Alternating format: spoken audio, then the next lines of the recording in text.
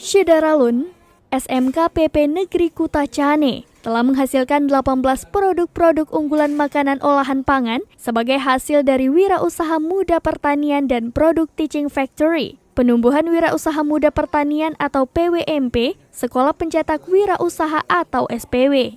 Adapun 18 produk seperti teh telang, teh kumis kucing, teh daun sirsak, kopi agusen, minyak atsiri, VOC, tepung durian, tepung tapioka, bandrek bubuk, kerupuk, aren bubuk, donat, manisan, dodol rebung, dodol talas, dodol durian, keripik opak, keripik singkong berbagai varian, mie mokaf, area minuman, sabun body wash, sabun pengkilap, dan sabun deterjen.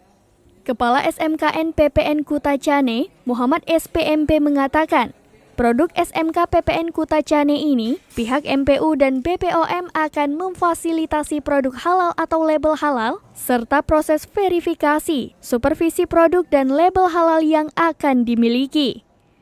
Produk kelas industri mandiri merupakan hasil dari program Juragan Usia Sekolah atau JUS SMK PPN Kutacane dan program PWMP Teaching Factory. SMK PP terus berinovasi, berproduksi untuk menciptakan lapangan kerja bagi para lulusan sekolah vokasional. Produk-produk tersebut selain tampil di ajang pasar tani dan toko online, juga pada pameran di Bogor dan Malang. Beberapa produk telah dipasarkan untuk Kutacane dan Banda Aceh.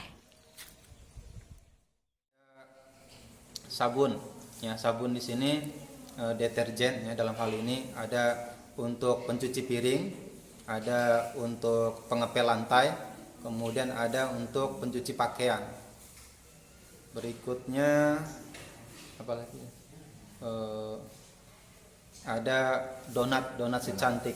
Ya, ada donat si cantik, kemudian ada tepung. Ya, jadi tepung yang kita kembangkan di sini ada tepung biduan, biji durian, kemudian ada tepung talas, kemudian ada tepung tapioka. Dari Aceh Tenggara, Asnawi Lui, Serambi On TV.